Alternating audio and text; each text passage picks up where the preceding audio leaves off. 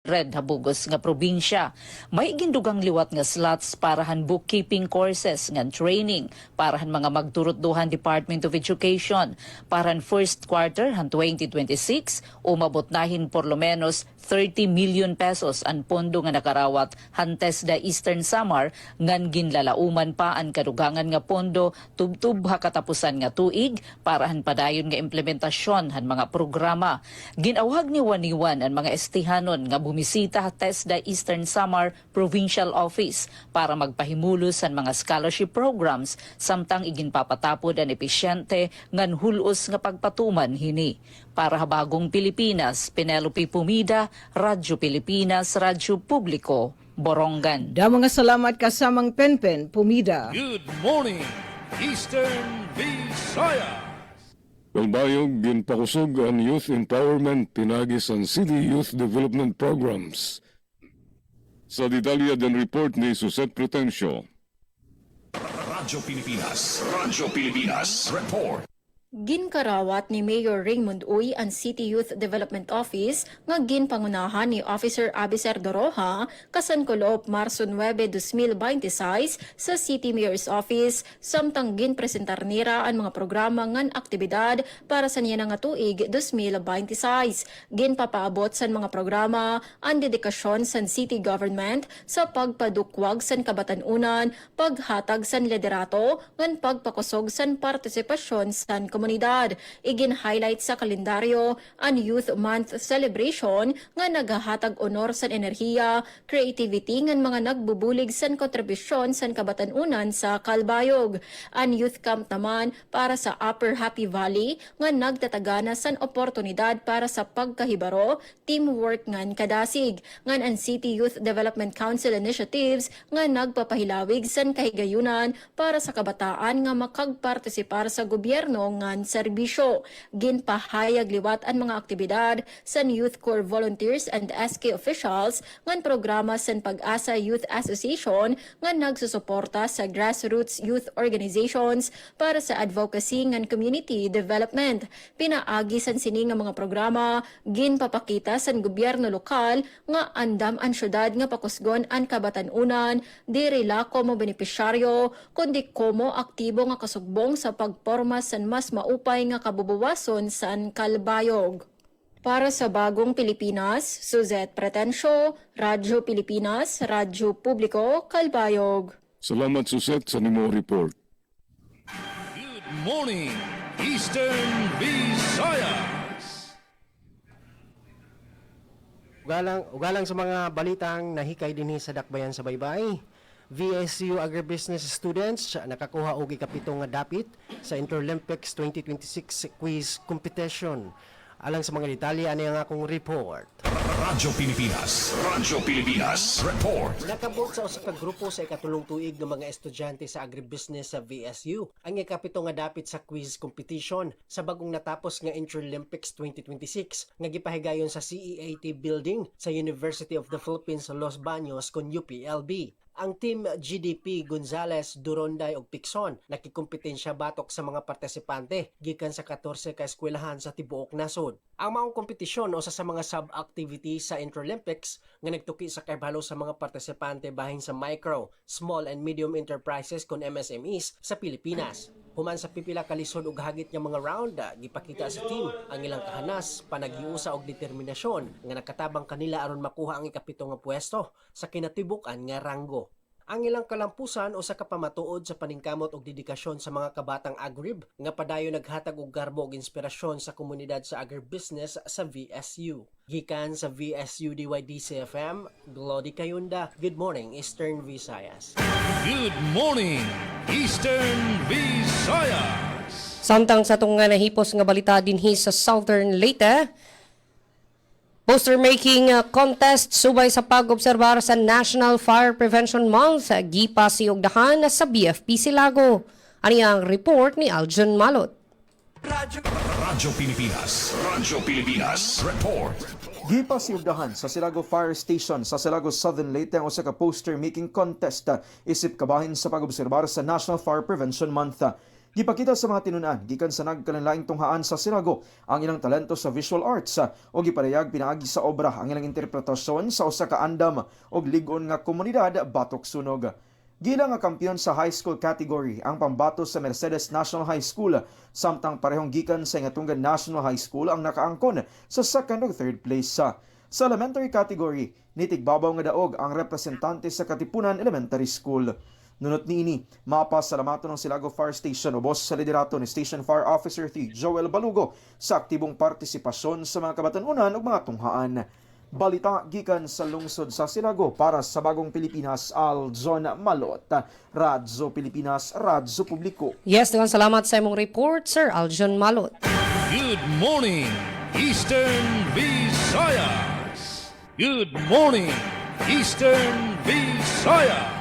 Samtang konstruksyon han 69 kV substation line tipakadto hagiwan kasado na sumalapahad ton Isammelco ang detalye tikang kan kasamang Daisy Bilizar. Radyo Pilipinas, report.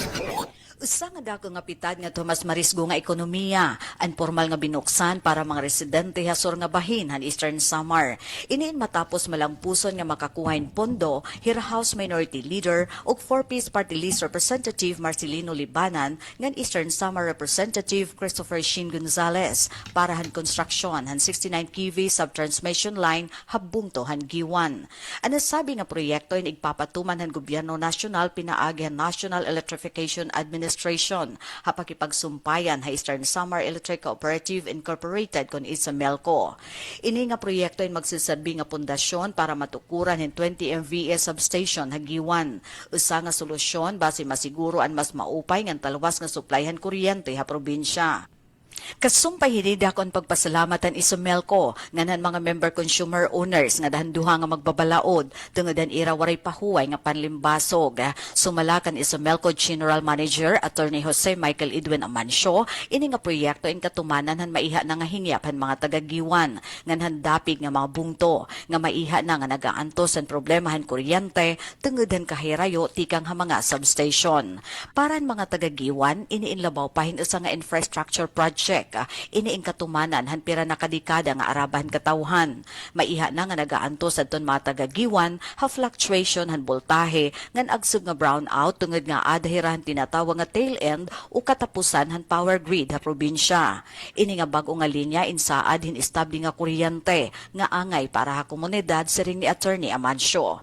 Dugang pa ni GM Amancio ini nga proyekto magahatagin mas maupay nga oportunidad para mga entrepreneurs ngan investors sa Giwan. Kung may ada na sigurado ngan maupay nga kuryente, mas madali na ang pag-orsahan mga negosyo ngan mas mapapabakid pa ang sektor han turismo halalawigan. Igin patapod liwatan Isammelco ha ira mga member consumer owners ngan pagpatuman hini nga proyekto inwaray kaupod nga dugang nga bayad ha binulan nga baraydan ha kuryente.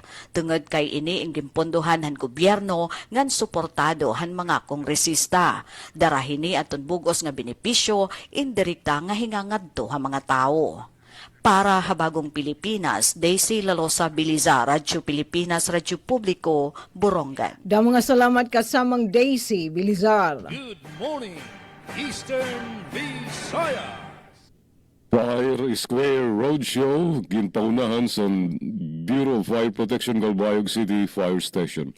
Kasumpay sa pag-obserba sa Fire Prevention Month, adi si Charm sa detalye.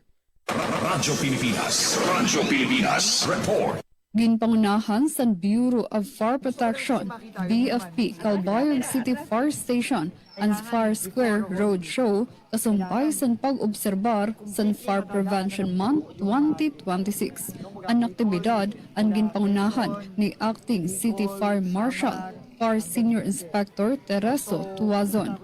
Nagatender sa roadshow ang mga estudyante, teacher ug mga kag-anak ikang sa iba-ibang mga eskwelahan lakip ang Jesus Kids Therapy Center, Christ the King College, Calbayog Christian Faith Academy, Calbayog Pilot Central Elementary School ug mga criminology interns sa Northwest Samar State University. Sugad man ang pipira ng mga nagbibisita sa mall. Katuyuanan sa Fire Square Roadshow nga mapahilawig ang kinaadmansan publiko Bahin sa fire safety, pinaagi sa mga demonstration, interactive learning stations ug training sa tama nga paggamit sa firefighting equipment ug pagiging andam sa mga emerhensya. Nagpahayag naman sa suporta ang opisina sa Gaisano Grand Mall sa inisyatibo sa BFP Calbayog para mas mapahitaas ang awareness sa komunidad sa importansya sa paglikay sa sunog. Para sa Bagong Pilipinas, Charmaine Perito Balvas, Radyo Pilipinas, Radyo Publiko, Calbayog. Salamat, Charm, sa imo report. Good morning, Eastern Visayas. Sa lain pang balita din sa Dakbayan sa Baybay, City Mayor Boying Kari nagpasalamat sa Malampusong Ivraa 2026. Gipahimutang ang mga sunod nga mga proyekto sa syudad. Alang sa mga detalye aniya si Micaela Gongora. Radyo Pilipinas. Radyo Pilipinas. Report.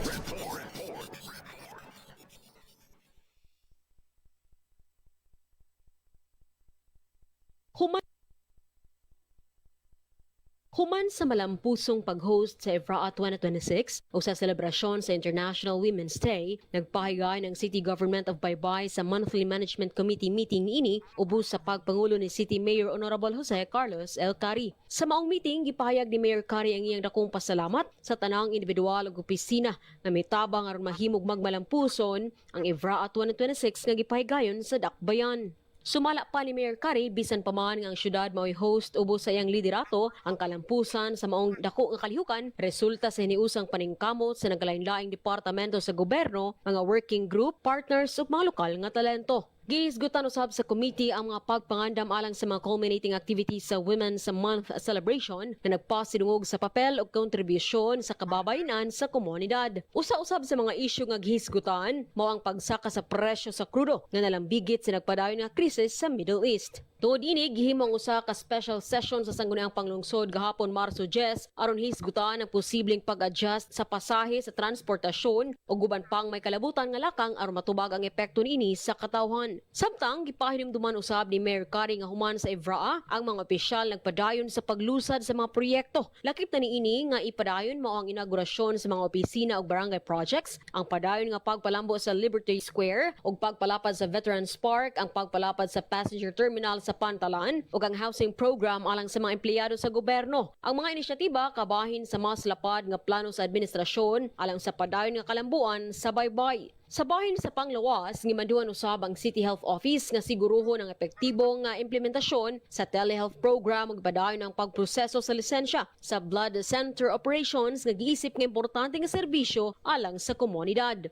Sa unang hugna sa telehealth program, ipaila ang mga adult o pediatric pulmonologist isip unang batch sa telehealth consultants aron mas mapaligon pa ang accessible nga serbisyo medical alang sa mga baybayanon. Sumala sa pamunuan sa Dakbayan, ang mga planong programa nagpakita sa padayon nga paningkamot sa lokal nga gobyerno nga mapalambo ang serbisyo publiko ug mapadayon ang kalambuan sa Dakbayan sa Baybay. Ang mga balita nahikay kauban ang Lihok Baybay Facebook page. Gikan sa VSU DYD sa FM, Micaela Gongora, Good Morning Eastern Visayas. Good morning, Eastern Visayas. Micaela Gongora. Samtang sa atong nahipos nga balita, pipila ka mga LGU sa Eastern Visayas nagbansay sa digital soil mapping sa Dakbayan sa Maasin. Ani ang atong report. Radyo Pilipinas. Radyo Pilipinas. Report. Gitunan sa mga representante gikan sa napulo ka lungsod sa Eastern Visayas ang paggamit sa Predictive Digital Soil Mapping o PDSM ug naglain-laing digital tools atol sa usa ka training nga gipahigayon Marso 3 hangtod sa Marso 6 ning tuiga sa Cacao Mountain Resort. Ang pagbansay gipangunahan ni Jeremy Mondihar gikan sa Cebu Technological University Barili Campus. Diing gipaila sa mga partisipante ang paggamit sa mga digital platforms sama sa QGIS, Saga GIS, RStudio, Google Earth Engine, alang sa mas epesyente nga pag-analisar sa datos sa yuta ug agrikultura. Sumala sa Office of the City Agriculturist sa Maasin, ang mga kalihukan unang gisugdan sa lokal nga kagamhanan sa Maasin isip kabahin sa padayon nga paningkamot sa Dakbayan sa digitalization ug paggamit sa teknolohiya sa agrikultura. Tungod sa kamahinungdanon sa programa, gihimong sumbanan kini sa Department of Agriculture Regional Field Office 8 pinagi sa Scale Up Program aron maapil usab ang mga representante gikan sa ubang lokal nga kagamhanan sa rehiyon. Pinagi sa mount training, gilauman nga mas mapaligon ang paggamit sa digital technology ug data-driven decision making aron masuporta ng mas epesyente ug produktibong sektor sa agrikultura sa tibok Eastern Visayas. Balita gikan sa Dakbayan sa Mahasin para sa Bagong Pilipinas, Dalia Abiara Oret, Radyo Pilipinas, Radyo Publiko. Atong oras, 10 minutos na lang sa dili pa mag alas 9 sa buntag. Good morning, Eastern Visayas.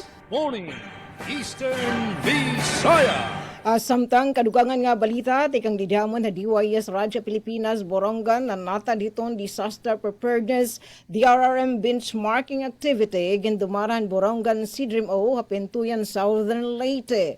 Nagdumaring benchmarking activity at team ang Borongan City Disaster Risk Reduction and Management Office Sidrim-O nga pinangunahan ni Mr. Elmer Cinco, Operations and Warning Section Head, Elaromit Supervision ni Engineer Jaime Voces, Sidrim Officer, Hapintuyan Southern Leyte, naglabay nga adlaw. Tuyo ning aktibidad nga mapakisig adton pagbaliway ni baro ug koordinasyon hit mga inisyatiba nga may kalabutan ni Disaster Risk Reduction and Management o DRRM.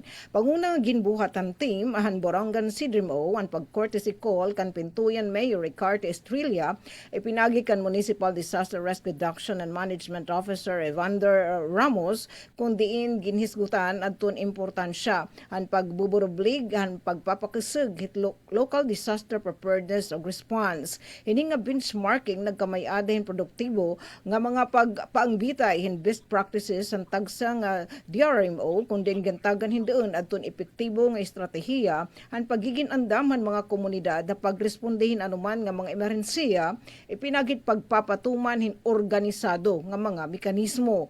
Igimpakita liwatan mga kawanan Pintuyan MDRMO ang paggamit it monitoring, control and visualization system nga gin-develop it Department of Science and Technology DUST nga nasuporta it real-time monitoring ug decision making para disaster management operations. Ang nasabi nga benchmarking activity in mas nagpapakisig hit kooperasyon hit mga lokal nga pamunuan nga naguundong liwat hit padayon nga pagtikaupay hit mga paninguha ha DRRM agud masiguro in mas talwas ug mas resilient nga mga komunidad. Balita na hikay official FB page sa Borongan Sidrim-O. Good morning, Eastern Visayas. Sa Tarabasa Capability Building Activity, Alcalde San Lubayo, gintagan doon sa iyang mensahe ang importansya sa literacy. Sa detalye din report ni Charmaine Perito Valdez. Radyo Pilipinas, Radyo Pilipinas, report. Sa opening day sa Tarabasa Tutoring Program Capability Building Activity para sa mga tutors o youth workers, gintagan doon ni Calbayog Mayor Raymond Uy ang importansya sa literacy, susi san paglaom ug oportunidad san kabataan.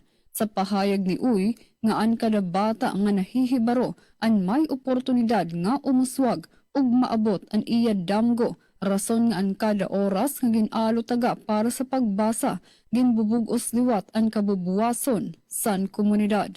Ginabisuhan niya ang mga educators o youth leaders nga maging inspirasyon o giya sa mga nag-aaram o igmintinar ang inklusibo o luwas nga learning spaces nga nagpo-promote sa child protection o holistic development. Sa mensahe ni Mayor Uy, klarado nga dirila basta programa ang Tarabasa kundi pagburbigay ini para paghulma san potensyal san kada bata ug pag-establisa san pundasyon san edukasyon sa syudad san Calbayog. Para sa Bagong Pilipinas, Charmaine Perito Valdez, Radyo Pilipinas, Radyo Publiko, Calbayog. Salamat Charm sa nimo report. Good morning, Eastern Visayas. Sa lain pa nato nga nahipos nga balita, LGU Limasawa, Southern Leyte, nakikiusa sa kasaulugan sa National Women's Month. Para sa report, taniya si Jevic Capiz. Radyo Pilipinas, Radyo Pilipinas, report. Yes, Jevic. Nagmalampuson ang gipahigayon nga selebrasyon sa Women's Month sa isla sa Limasawa, probinsya sa Southern Leyte, kagahapong adlaw, Marso 10, 2026. Gipangunahan sa MSWDO, Municipal Social Welfare Development Office, sa pagpangulo ni Jessa Minrin ang naasing nga kalihukan o gisalmutan usab sa uban pang mga LG official sa pagpanguna ni Mayor Melchor Petracorta o sa nakaniyang mga Women's Association sa unom ka barangay. Aktibong misalmot ang mga kababayan, labi na ang mga Women's Association sa mga kabarangayan sa nagkailain ng mga pa-contest sama sa dance contest o guban pang mga kalingawan nga gipangunahan sa LGU para sa naasoy nga selebrasyon. Gipasalamatan ni Mayor Melchor Petracorta ang tanang mga babae, labi na ang mga Women's Association nga nisalmot sa naasoy nga kalihukan o iya nga gipasalig nga padayon ng LGU sa pagpangita og mga pamagi para maghatag og oportunidad, labi na kining paghatag og pundo para makaangkon og livelihood program ang mga asosasyon sa nagkalain-lain nga mga barangay. Balita gikan sa isla sa Limasawa, probinsya Southern Leyte, para sa Bagong Pilipinas, Jevic Epis, Radio Pilipinas, Radio Publiko. Yes, salamat sa imong report, Sir Jevic Epis. Good morning, Eastern Visayas. Good morning, Eastern Visayas. Yes, balita naman na natad dito maupay nga panlawas, partikular na ito natin mga young ones. Pag undong it maupay nga panlawas it mga batanon Healthy Young One session ikinakasahit City Health Office. Malinang puso ng gindumarang Healthy Young One session ang Barongan City Health Office ipinagihan Rural Health Unit Lalawigan agimbuhat a barangay Binuangan na naglabay nga adlaw. Tuyining aktibidad ngan mga batanon in magkamay-ada ang kinahanglan nga hibaro kasumpay sexual reproductive health agud mas maintindihan adton mga pagbabago ha panahon ni puberty nga nadton importansya it eksakto nga personal hygiene. Pudliwat ang gintalaki na sabi nga session adton talwas og responsable nga mga gawi agud malikyan adton teenage pregnancy samtang ginpapasanto pa mga batan-on adton healthy ug informed life choices. Ining inisyatiba ing kaparte hit nagpapadayon nga ka komitido it CHO apag undong hit maupay himsog panlawas hit mga batan-on hapag rekognisar nga adton mga batan-on nga may daigo nga hibaro in empowered nga mga batan-on. Kabuligan makalampusan na nasabing aktibidad ang mga opisyal han barangay magturot-duhan Binuangan National High School ug adton mga barangay nutrition scholars o BNSS. Balita na hikay tikang adton official FB page Borongan City Health Office. So Caberia, Radyo Pilipinas, Radyo Publiko, Borongan. Good morning, Eastern Visayas. Katapusan nga balita dito sa Albayog, i-titles gindistribuer sandar sa Gandara Samar sa detalye di si Suset Pretencio. Radyo Pilipinas. Radyo Pilipinas. Report. Gindistribuer sa Department of Agrarian Reform Management Office o Darmo Gandara ang 8 nga e-titles ngadto sa mga agrarian reform beneficiaries o ARBs nga naglulukop sa sobra 165,000 square meters sa Barangay Santa Elena ngan Barangay Carmona, Gandara, Samar. Tikang sa Barangay Santa Elena, unom nga ARBs ang nakakarawat sa ira titulo nga may sukol nga duha nga 19,756 square meters, 12,085 square meters, 27,772 square meters, 28,467 square meters, ngan 30,000 square meters. Samtang sa Barangay Carmona, duha nga ARBs ang nakakarawat sa titulo nga 30,000 square meters ngan 17,363 square meters. Aktibo nga gindumara sa Darmo ang pagproseso ngan paghatag sa e-titles para masiguro nga makakarawat dayon sa mga benepisyaryo ang irapan agraryo nga tuna. Pinaagi sini mas napaparigon ang individual nga pagpanagiya sa tuna ngan magiging marigon ang seguridad ngan kabugusan nga kabuhi sa mga ARBs. Para sa Bagong Pilipinas, Suzette Pretencio, Radyo Pilipinas, Radyo Publiko, Kalbayog. Salamat Seth sa nimo report nga di danala tutumtubang partisipasyon sa DYOG. Sa ngaran sa mga news contributors nga ako nakaupod sa control sa race ini iyo nakaupod Gina Vilon. Good morning Eastern Visayas. Good morning, Eastern Visayas. Morning, Eastern. Magmako ang partisipasyon sa DYDC FM 104.7 og sa ngalan sa mong station manager nga si Dr. Cristina Gabrilio, radio engineer Sean Villagonzalo, Kini si Glody Kayondaw akong kauban si Micaela Gongora alang ning atong tulumanon ng Good Morning Eastern Visayas. Hangtod sa sunod na higayon sa parehong nga oras, sug istasyon. Visayas. Good morning, Eastern Visayas. Yes, nga sugad man diha mga side DYS Radyo Pilipinas Radyo Publiko Borongan ni kamiliwat and temporaryo nga mananamilit tangaran po ito namon ni Sam kan Tiru Trevera Abunda nga nagmamayuham ito kan Chapticudes nga nag-birthday kaklub nga kan Kuya Buboy Ruben nga syempre naton super taking nga engineer Kuya RV de Jos nga naton mga tig kontribueran mga balita Ate Pen, Ate Daisy, Ate Sok makausap pa. Good morning, Eastern Visayas.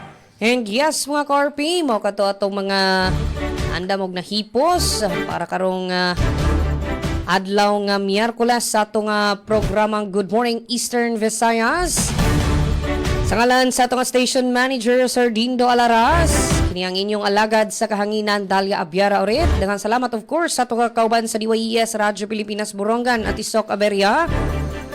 DYOG Radyo Pilipinas Calbayog, Sir Jean Navilon and Sir Glody Kayunda diha sa DYDC 104.7 FM sa Baybay City.